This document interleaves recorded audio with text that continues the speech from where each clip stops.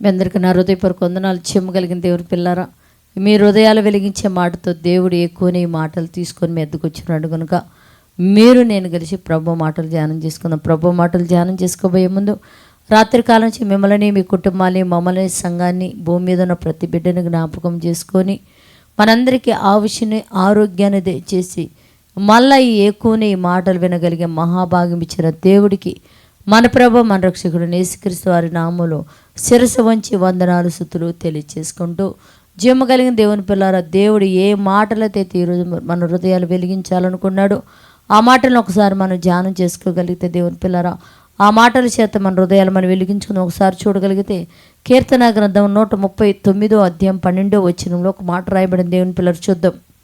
చీకటి అయినను నీకు చీకటి కాకపోవును, రాత్రి పగటవలే నీకు వెలుగుగా ఉండును, చీకటి వెలుగు నీకు వేకరీతిగా ఉన్నాయి దేవా అన్నాడు. అంటే భక్తుడేమన్నాడంటే, నాయన చీకటైనను నీకు చీకటి కాకపోవును.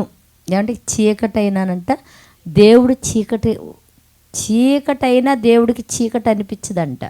రెండోది ఏంటంట, రాత్రి పగలు నీకు వెలుగువలే ఉన్నాయి, చీకటి వెలుగు నీకు ఏకరీతిగా ఉన్నాయంటే దానికి అర్థమైంది దేవుని పిల్లరా. చీకటిలో సంచరించిన దేవుడు వెలుగై ఉన్నాడు. వెలుగు చీకటి రెండు కలిసి ఉన్న దేవుడు వెలుగై ఉన్నాడు కనుక ఆయన ఎరుగునే నిలవగలగరు. అంటే ఆయనలో ఏమాత్రం చీకటి అనగా పాపం అనేది లేదు గనుక చీకటిలో నిలబడినా ఆయన వెలుగుగానే ఉన్నాడు. నా జీవితంలో కూడా దేవుని పిల్లరా, పాపం అనేది మనల్ని ఏలకుండా, పాపం అనేది మనల్ని అంటకుండా మనము వెలుగు కలిగిన వారమై పరిశుద్ధాత్మను కలిగి మనకు కూడా నీతనే వస్త్రము ధరిస్తే దేవుని పిల్లలారా, చీకటిలో మనం వెలుగుగానే కనపడతాం. రాత్రి పగలు మనకు కూడా ఏకరీతిగానే ఉంటాయి దేవుని పిల్లలు. ఎందుకు? పాపం అనేది మనం అంటకపోతే చీకటి మనల్ని చూసి పారిపోతుంది. వెలుగు సంబంధిగా మనం నిలబడినప్పుడు పాపం మనల్ని చూసి పారిపోయేది దేవుని పిల్లలు. తెలుసో మీకు తెలీదు? అందుకని వాక్యమునకు లోబడి అపవాతుని యొద్ద నుంచి పారిపోతాడు. అంటే దయ్యం మన యొద్ద నుండి పారిపోతుంటా.